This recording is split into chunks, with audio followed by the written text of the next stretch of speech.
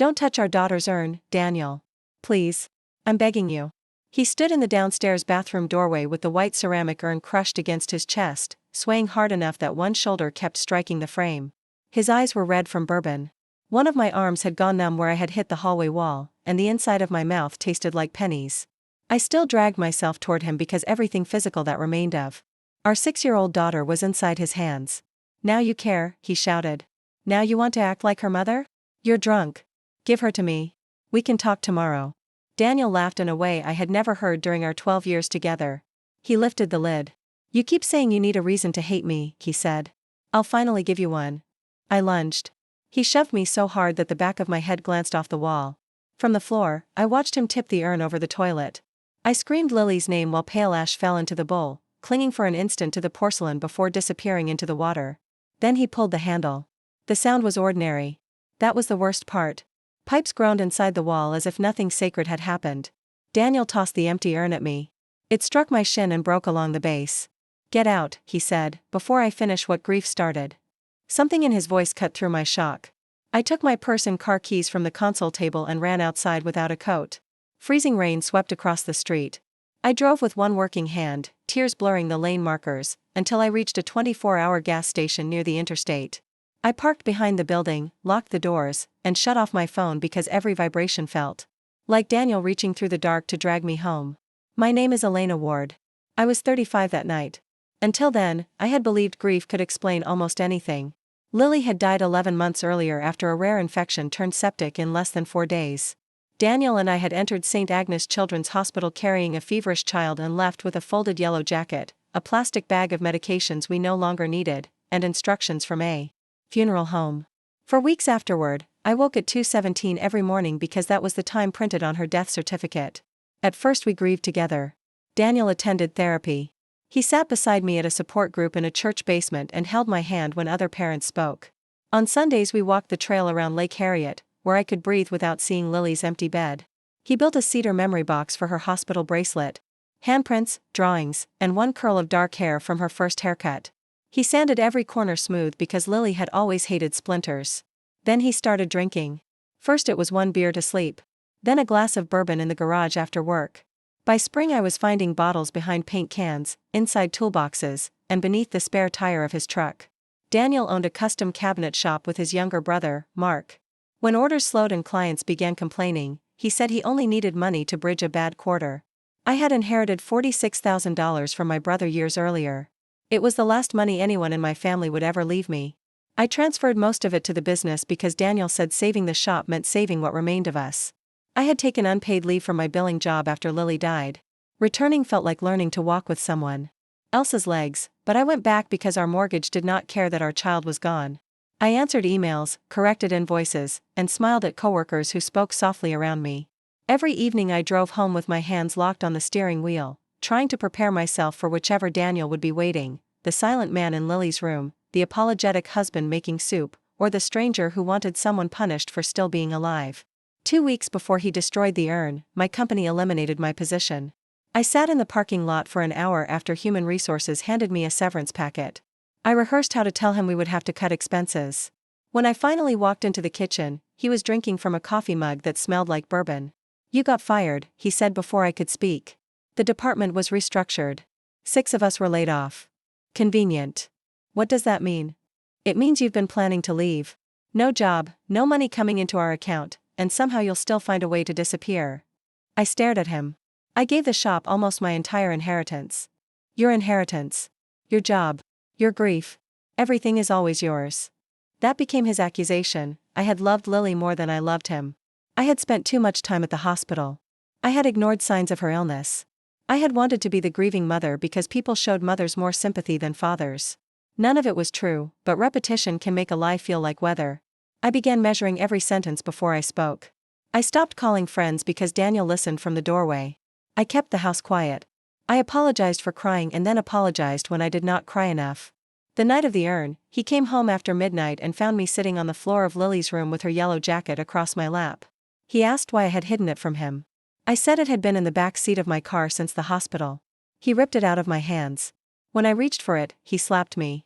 I remember the small brass zipper tapping the hardwood as the jacket fell. He went downstairs. I followed because he had the jacket. In the hall he shoved me, entered the bathroom, and took the urn from the shelf where we had placed it beside a framed photograph. Everything after that happened in less than 3 minutes. Those 3 minutes divided my life more completely than any calendar could. At dawn, I turned on my phone. There were 19 calls, 4 voice messages, and 27 texts. In the first recording Daniel sobbed and said he could not remember what happened. In the second he ordered me to come home. In the third, his voice became low and careful. If you're not back by noon, I'm going into Lily's room. You think last night hurt? You haven't learned what losing her really means. I pressed one hand over my mouth. Lily's yellow jacket lay on the back seat, damp at one sleeve from the rain. I climbed into the rear of the car and held it against my face until I could breathe again.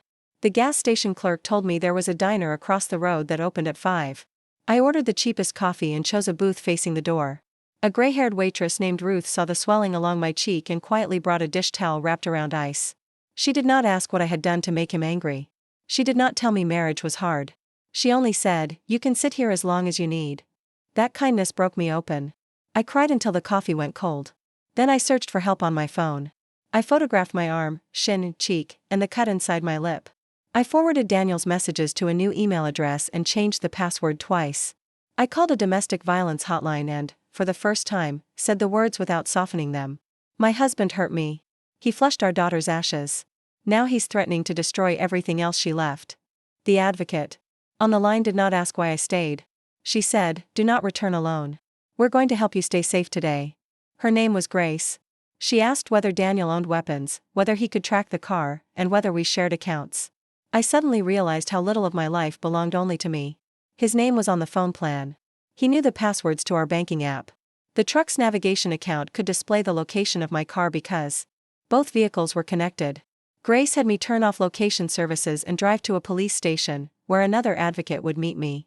Before I left the diner, a new message appeared. It was a photograph of Lily's bedroom door standing open. On the carpet lay Mr. Buttons, the stuffed rabbit Lily had slept with since she was 2, ripped through the middle. Beneath the picture Daniel had written, "Next are her photos." I felt something die inside me, but it was not courage. It was the last piece of pity that had required me to protect the man who was now desecrating our child to control me. At the station I gave a statement with Grace beside me. A young officer kept his voice level as I played the recordings. When he asked whether Daniel had threatened my life before, I wanted to say no. Then I remembered the way Daniel had once driven 90 miles an hour with me. In the passenger seat after I suggested another treatment program. I remembered him holding my wrist over the kitchen burner without touching the flame, saying he wanted me to understand how quickly a life could change. I remembered waking to find him sitting at the foot of our bed, watching me and drinking. "Not in those exact words," I said. "But yes. I think he has." Saying it made my whole body shake. The emergency shelter occupied an ordinary brick building behind a community clinic. The address was confidential.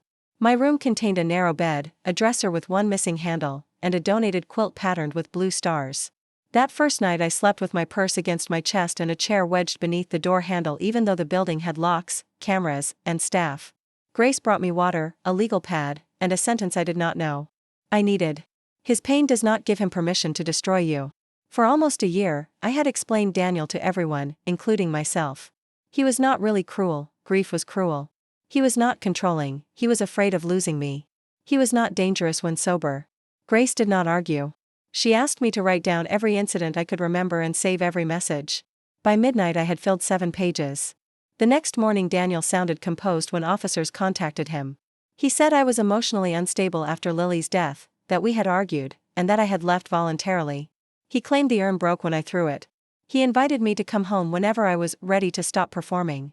Then he reported my phone as lost. Because the account was in his name, the line was suspended. Within minutes I could not receive calls, access the shared bank, verification codes, or retrieve several contacts. It was not drunken chaos. It was strategy. The first crack in his story came from our neighbor, Joanne Ellis. She lived across the street and had a doorbell camera angled toward our driveway. Joanne had heard shouting and saved the footage after seeing me run from the house with blood on my mouth. The video captured the time I fled. It also showed Daniel stepping outside 6 minutes later and throwing the broken urn into the flower bed. The next morning, he carried storage bins and black trash bags from Lily's room to his truck. I thought he was moving things because he couldn't bear to look at them, Joanne told me over a borrowed phone. Then the police came, and I knew I had to save the recording. Her voice cracked. Elena, I'm sorry I didn't come outside. You saved the truth, I said. That matters. With a temporary protection order in place, Daniel agreed to stay away for 4 hours while I collected clothes and documents. I returned with Grace, 2 trained volunteers, and an officer waiting near the front door. My hands were so cold that Grace had to guide the key into the lock. The smell hit first: bleach, bourbon, and wet wood. My dresses had been cut across the bed. Black paint coated my shoes. Bottles from the bathroom were smashed in the sink. Our wedding pictures had been torn down the middle. Yet none of that brought me to my knees. Lily's room had been gutted. Her little bed stood bare, the mattress slashed in 3 places. Drawings were shredded across the floor. The star lamp she used at night lay broken beside the closet. Empty hooks marked the wall where her framed kindergarten artwork had hung. The cedar memory box was gone. No, I whispered. Her bracelet. Her handprints. Her hair. Grace caught me before I fell. Officer Michael surveyed the room without touching anything. Look carefully, he said. This is not someone losing control. He selected what would hurt you and arranged it so you would see. This is a message. That truth was worse than the broken objects and also strangely freeing. Feeling sorry for Daniel did not make him less dangerous. It only made me easier to reach.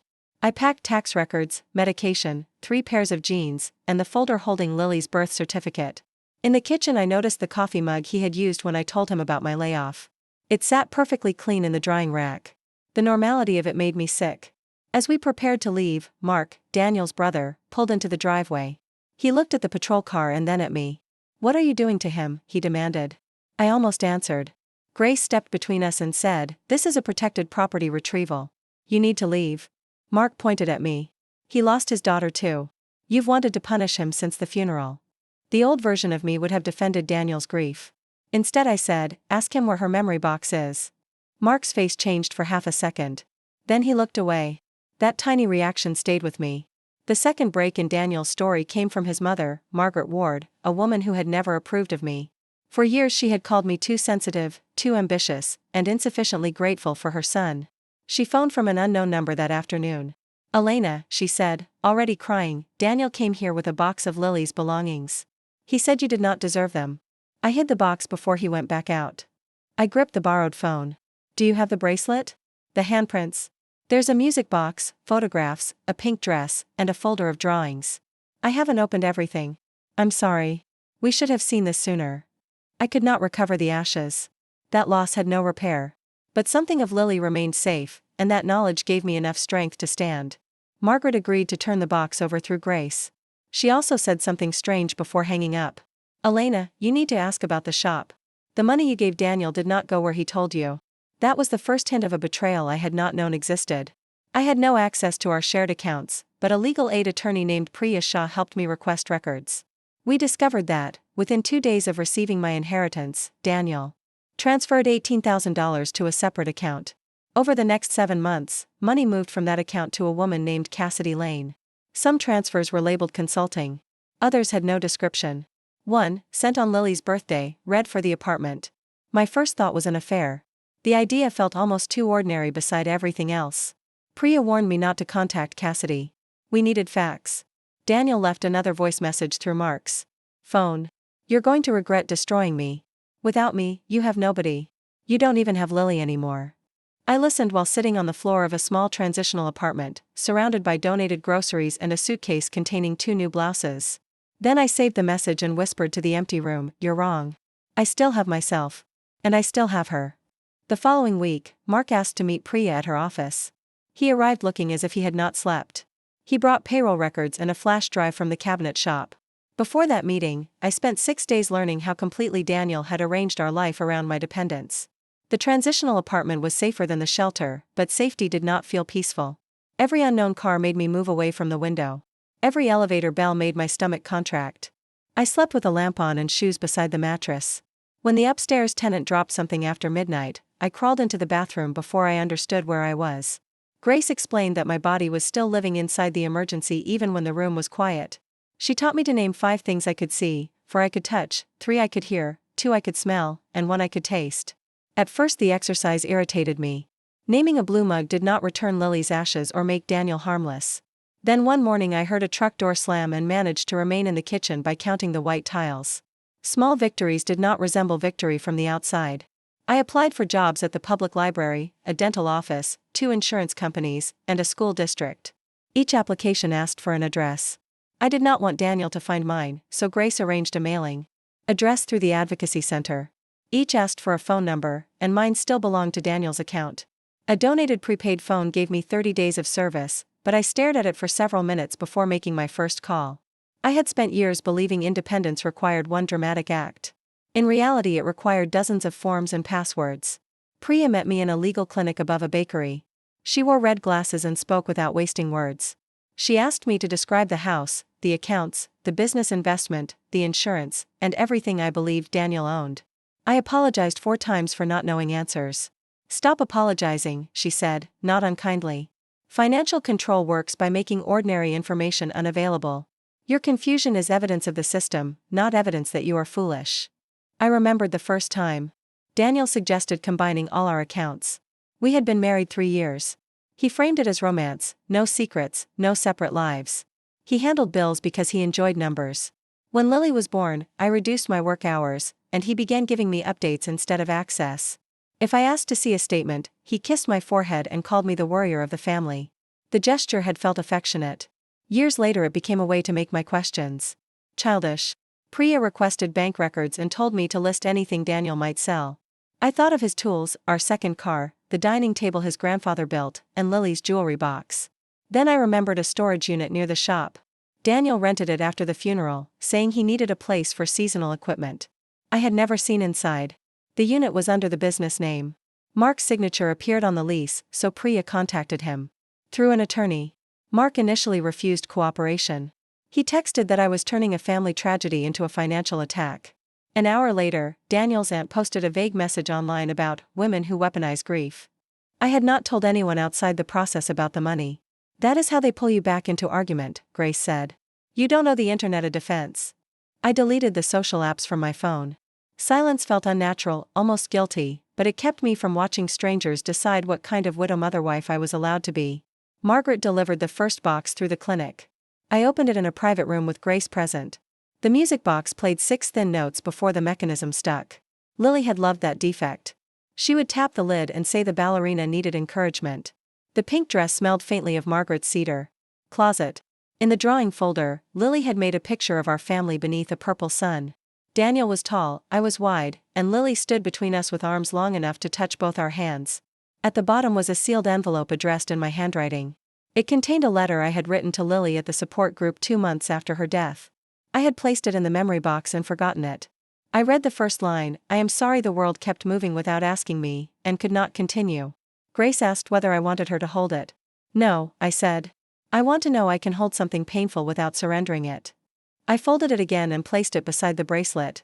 That afternoon I bought a plastic storage bin with a locking lid. It was not beautiful like the cedar box Daniel had built, but its plain strength comforted me. The missing cedar box became important for another reason. Joanne's camera showed Daniel loading it into his truck at 7-Eleven the morning after I fled. At 9:04, traffic cameras recorded his truck near the cabinet shop. At 11:26, Mark used his access code at the storage facility. Priya could not accuse anyone based on timing alone, but she asked Mark's lawyer to preserve the unit contents. That evening someone slipped an envelope under the advocacy center's public office door. It contained 3 printed photographs of me leaving the legal clinic. Across one image, someone had written "liar" in black marker. Daniel was in treatment under supervision. Mark claimed he had been at work. The photographs could have been taken by anyone. For 2 hours I considered abandoning the case. Fear narrowed my world until the safest choice seemed to be returning every disputed dollar, signing whatever Daniel wanted, and moving to another state. I packed the few clothes I owned into my suitcase. Then I found Mr. Button's torn blue bow in a side pocket. I had picked it up from Lily's floor without remembering. I sat on the mattress holding that strip of fabric. Going silent would not bring safety if Daniel learned terror still controlled my decisions. I called Grace instead of running. The center upgraded its security. Priya reported the photographs. Joanne reviewed her camera footage and found Mark's truck circling her block twice the previous evening. When confronted through counsel, Mark said he was checking on the house. His explanation did not account for the photographs, but it broke his certainty. He had expected intimidation to remain invisible. The next day he called Priya. "I need to talk," he said. His change of heart did not come from sudden compassion. Daniel had emptied the shop's operating account and blamed Mark for missing payroll. Employees were demanding checks, creditors were calling, and a bank officer had shown Mark a loan document bearing a signature he did not recognize as his own. Daniel's methods had finally reached someone the family considered worth believing. I resented that. I also understood evidence rarely arrived in the moral order we wanted. While we waited for the meeting, I attended a grief group unaffiliated with the church Daniel used. The facilitator placed a candle in the center and invited each person to say a child's name. I had not spoken Lily's name in a room of strangers since the funeral. Lily Ward, I said. She was 6. She liked yellow things, blueberry pancakes, and asking questions nobody could answer. An older father across the circle smiled. What kind of questions? I heard myself laugh softly. She asked whether fish get thirsty. The room did not collapse. Nobody reduced her to the way she died. For 5 minutes, Lily existed as a funny little girl rather than a weapon, a case file, or ashes in a pipe. I left with grief as sharp as ever but cleaner somehow. That night Margaret called again. She told me Daniel had started drinking heavily before Lily's illness, not after. His father had found gambling site charges on a business card 2 months before the hospital. The family paid them and said nothing because Daniel promised to stop. He made us believe protecting his reputation was protecting all of you, Margaret said. You protected him from consequences, I answered. She did not argue. Yes. I asked why she had disliked me for so long. The question surprised both of us. Because you saw when he was weak, she said. And because he told me you judged us. It was easier to believe my son than examine what he was asking me to ignore. I appreciated the honesty without mistaking it for repair. When Mark finally entered Priya's conference room, he placed the flash drive on the table but kept one hand over it. He wanted assurance that helping me would not destroy the business. Priya told him she represented me, not the shop, and promised nothing. Then why should I give you this? He asked. Because Daniel forged your name, I said. Because he used Lily's death to steal from both of us. And because if you keep hiding it, he'll know exactly what your conscience costs. Mark looked at me for a long time. He had known me since I was 23, yet that may have been the first time he saw me without Daniel explaining who I was. He removed his hand from the drive. I defended him because he's my brother, he said. But he told me the money was for equipment. There is no equipment. Mark admitted Daniel had forged his signature on a loan application secured by shop assets. He had also paid Cassidy for a downtown apartment and told employees she was a design consultant. She was not. Cassidy had worked at a liquor distributor the shop used for corporate gifts. Daniel had met her 5 months after Lily died. The flash drive contained invoices, emails, and security footage from the shop. In one video Daniel moved cabinet hardware and power tools into a rented trailer after midnight. In another he carried Lily's cedar box into his office. He opened it, removed several items, and photographed them on his desk. Then he placed the box in a black bag. Where is it now? I asked. Mark rubbed both hands over his face. I don't know. When I asked, he said he burned it. The room tilted. Did you see him burn it? Priya asked. No. He wanted me to think he had. Mark admitted he helped Daniel move several bins to the storage unit because Daniel said I was threatening to take all the family property. He had seen Lily's drawings but did not open the cedar box. When Daniel started destroying items, Mark told himself it was a private marital issue. You saw him use my dead child against me, I said. I didn't know about the urn. You knew enough. He lowered his head. Yes. The storage unit was later opened under legal supervision. Inside were shop tools, 2 unopened cases of bourbon, financial records, our wedding china, and 4 bins from Lily's room. Her framed artwork survived. So did the hospital blanket and a stack of birthday cards. The cedar box was not there. At the back sat a metal trash can containing charred wood. I recognized one brass hinge and a corner joint Daniel had shaped by hand. He had burned the box behind the shop and saved the remains, perhaps as proof for another threat. I wanted the officers to throw the ashes away. Then I wanted to keep them. Finally I understood they were not Lily's. They were evidence of Daniel's decision, and I allowed the investigators to bag them. Among the records was a notebook in Daniel's handwriting. Pages listed bills, gambling balances, transfer dates, and comments about people. Beside my name he had written pressure points: Lily room, money, alone. Beside Margaret's name, shame. Beside Mark's, business. Beside Cassidy's, promise future. He had converted everyone who loved him into a set of levers. Mark stared at the page until Priya closed the notebook. He wrote my son's college fund under assets, Mark whispered. He was going to ask me for that next. For the first time, his anger turned away from me. The affair hurt, but the timeline revealed something more brutal. When Daniel begged me to invest my inheritance, he had already been seeing Cassidy for 3 weeks. I had not saved our family business. I had financed the place where my husband escaped from our daughter's grief and from me. Priya showed me the bank statement and watched my face. "You don't have to absorb all of this today," she said. "Did Cassidy know where the money came from?" "We don't know. I need to know what was real." That question had kept me inside the marriage long after safety disappeared. I needed Daniel's tenderness to have been real. I needed the husband who built Lily's memory box to be separate from the man who stole it. Priya did not offer an easy answer. "Real affection and real abuse can exist in the same history," she said. "One does not erase the other, and the good does not create a debt that requires you to endure the bad." 2 days later, Cassidy contacted Priya. She had seen a local court notice and learned enough to understand Daniel had lied to her too. She thought he and I had been separated since before Lily became ill. He had told her I refused to finalize the divorce because I wanted the house. He called Lily's death the final event that released him from a dead marriage. Cassidy agreed to a recorded interview at her attorney's office. I was not required to attend, but she asked whether I wanted to hear her account directly. Every instinct said no. Grace reminded me that refusing was also a form of agency. I went because Daniel had spent years controlling what each woman knew about the other. Cassidy was 31, with cropped brown hair and a tired face. She wore no makeup and kept twisting a silver ring around her thumb. She looked nothing like the villain my pain had invented. "He said you had separate bedrooms," she began. "He said you stayed married for health insurance and Lily's school. When Lily got sick, he told me you would not let him visit her alone." I felt heat rise through my neck. Daniel had slept beside Lily's hospital bed every other night. I had praised him to nurses for being devoted. "Did you ever come to our house?" I asked. "Never. He said it was yours." "Did you know I gave him money?" She shook her head. "He told me an investor funded the shop." Cassidy opened a folder of printed messages. In one, Daniel complained that I had become impossible after the death. In another, written while he sat beside me at a support group meeting, he told Cassidy he was at a business dinner. He sent her a photograph of the church parking lot cropped tightly enough to hide the sign. "Why did you stay when he kept postponing the divorce?" I asked. Her eyes filled. "For the same reason you stayed when he kept promising to stop drinking. He gave me a future in small pieces." I did not forgive her in that room. I did recognize the architecture of the lie. She showed us a voice message Daniel sent the morning after I fled. "Elena had another episode," he said calmly. "She broke Lily's urn and disappeared. I need to clean up before she accuses me of something." The timestamp was 8:12, more than 2 hours after his threatening messages to me. He could switch from terror to performance with terrifying ease. Cassidy had one more item, a key to the downtown apartment and photographs Daniel stored in a shared cloud folder. Several images showed cash bundles, client checks, and expensive tools.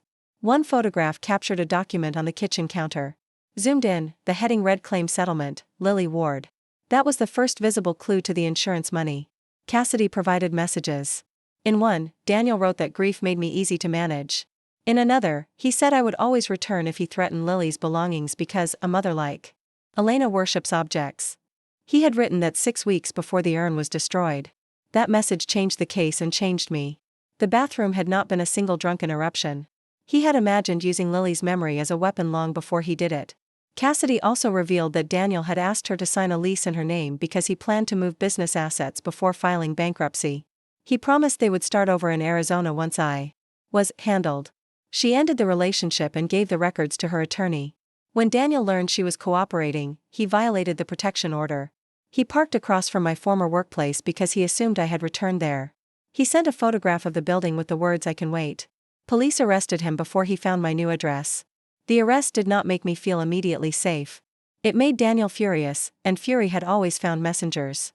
His father called Priya and offered a private settlement. I would withdraw support for certain charges, transfer my interest in the house, and agree never to discuss the urn. In exchange, the family would repay part of my inheritance and deliver the remaining belongings. The proposal treated Lily's memory like property in a negotiation. "What happens if I say no?" I asked. "They may make the divorce harder," Priya said. "But this document also shows they know the belongings are being withheld. That helps us." I said no. Within 24 hours, Daniel's father told relatives I was extorting a grieving family. 2 former shop clients received anonymous emails claiming I had stolen business funds. The allegations were clumsy, but each one required energy to answer. Abuse did not end when I left the house. It changed departments. Grace helped me build a daily schedule: wake at 7, eat something with protein, complete one legal task, complete one job task, walk for 20 minutes, and stop reading case documents after 8 p.m. Structure felt insulting when my life was on fire, yet it kept the fire from consuming every hour. I started volunteering 2 mornings a week at the print shop where I would later work. The owner, Mr. Alvarez, had lost an adult son years earlier. He never said he understood exactly. He said, "Grief makes concentration expensive. Take one order at a time." He gave me simple tasks: trimming flyers, loading paper, checking names on graduation programs. Precise work returned me to my hands. A stack either aligned or it did not. A name was either spelled correctly or it was not. In a life full of manipulated meanings, those small certainties mattered. One afternoon a customer became angry because her order was delayed. Her voice rose, and I froze with a paper cutter halfway down. Mr. Alvarez stepped beside me and handled the complaint. Later I apologized. "You didn't do anything wrong," he said. Those words remained difficult to accept. Daniel had trained me to search every conflict for my hidden offense. Recovery meant learning that another person's anger was information, not a verdict. At therapy I spoke about the bathroom for the first time in detail. I described the ash on the rim, the sound of the handle, the cracked urn striking my leg. My therapist, Dr. Lewis, asked what I believed in that moment. That Lily was gone again, I said. That I had failed to protect her twice. Could a mother protect ashes from a violent man while she was injured on the floor? I should have moved the urn earlier. Who taught you that his choices become your failures? I hated the question because I knew the answer. Dr. Lewis asked me to imagine speaking to another mother in the same position. I would never tell her she had failed. I would tell her she survived an impossible act. Extending that mercy toward myself felt almost disloyal to Lily, as if guilt were proof of love. Slowly I began to understand guilt was another container. Love did not disappear when I set it down. His parents paid for a private treatment program while the criminal and financial investigations continued. For several weeks the Ward family tried to contain the shame. Margaret brought Lily's box to Priya's office but asked me not to speak publicly. Daniel was sick, she said. Daniel needed treatment. Daniel could lose everything. He already made sure I did, I told her. I did not want a public war. I wanted to sleep without jolting awake when footsteps passed my door. I wanted to rebuild a life in which my decisions were not negotiations with fear. Still, silence began to feel like another room. Daniel had locked me inside. Then I learned he had organized a memorial service for the first anniversary of Lily's death. His invitation said I was too emotionally unstable to participate, and that he alone would honor our daughter with dignity. The same man who had poured her ashes into a toilet intended to stand before our community as a devastated father while erasing me from her story. Margaret came to my apartment 2 days before the service. She seemed to have aged years in a month. She carried a cardboard box under a blanket. By then the memorial invitation had spread through our old neighborhood, the cabinet shop's client list, and Lily's school community. Daniel included a photograph I had taken on her first day of kindergarten. He cropped me out but left the edge of my hand on Lily's shoulder. That fragment of my fingers became the perfect image of what he was trying to do, use what I created while pretending I had never been there. Priya advised me that attending could provoke him. Grace asked what I hoped to gain. I did not want revenge inside a church. I did not want strangers chanting my name or Daniel humiliated for entertainment.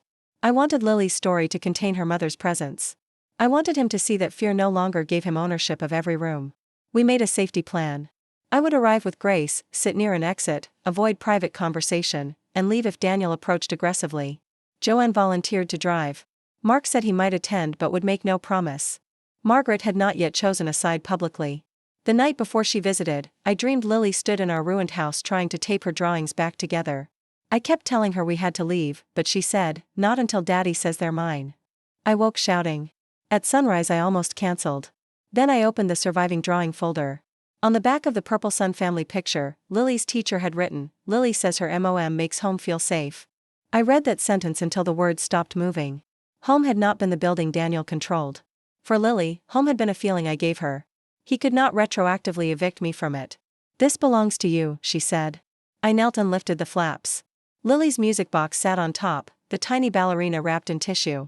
Beneath it lay the pink dress from her last birthday, her drawing album, a lock of hair, clay handprints, and the beaded bracelet that spelled MOM.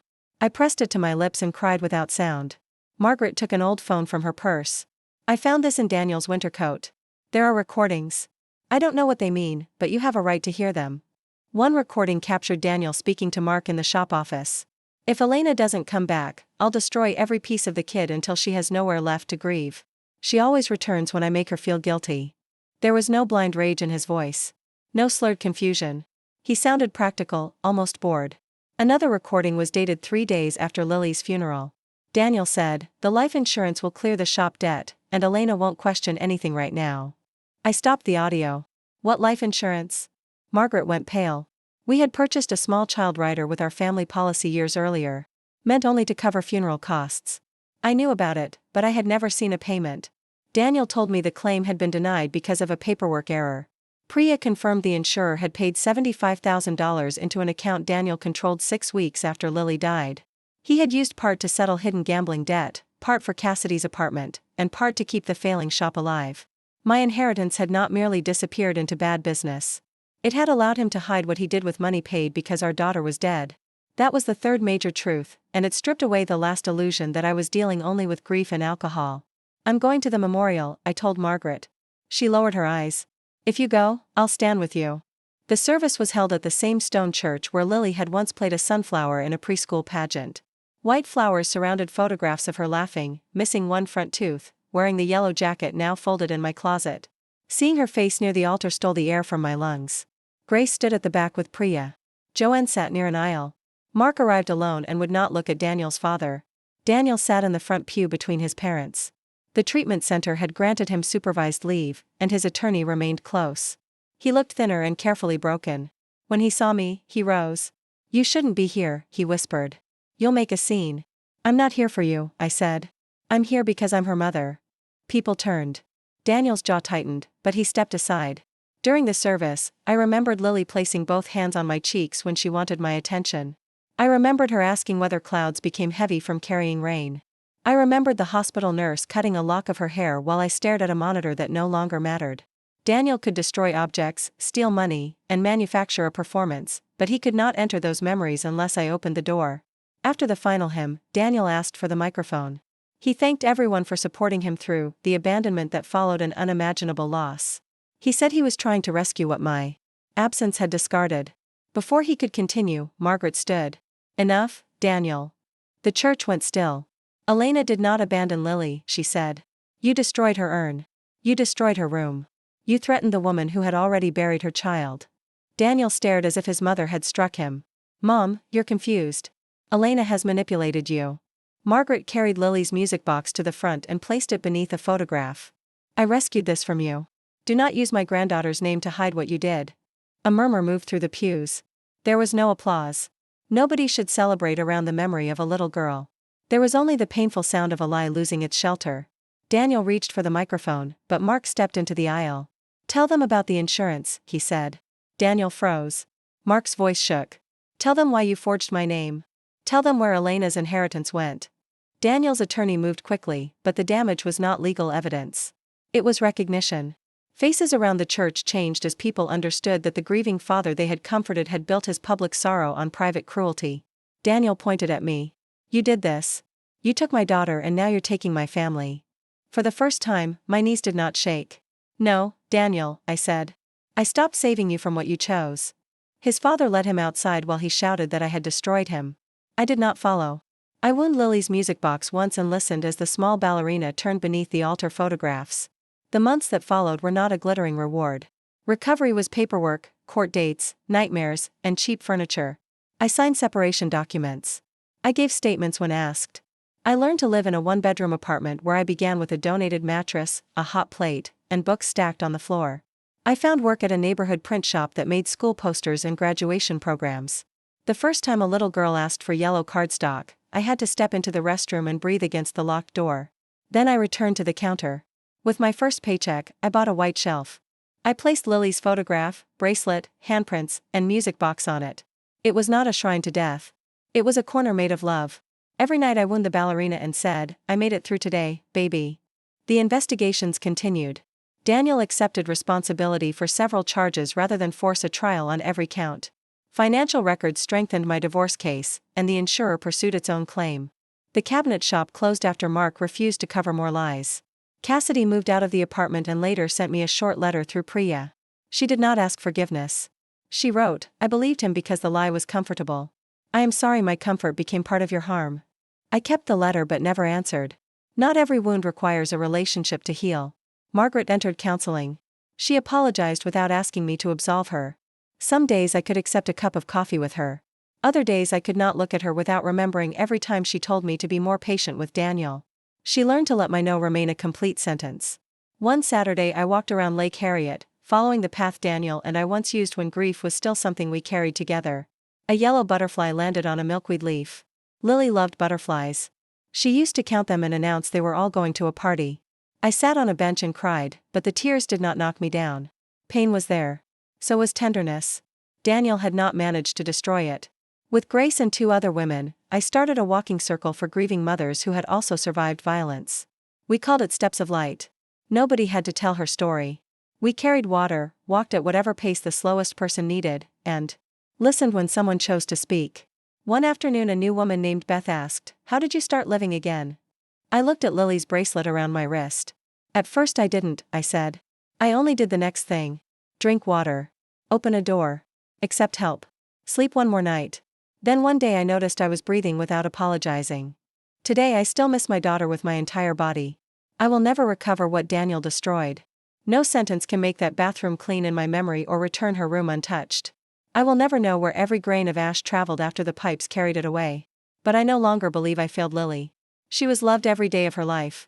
When the man who should have protected us tried to drown me inside his cruelty, I left to save the part of her mother that could continue loving her. Daniel wanted me to believe nothing of our daughter remained. He did not understand that Lily had never lived only in an urn, a photograph, or a stuffed rabbit.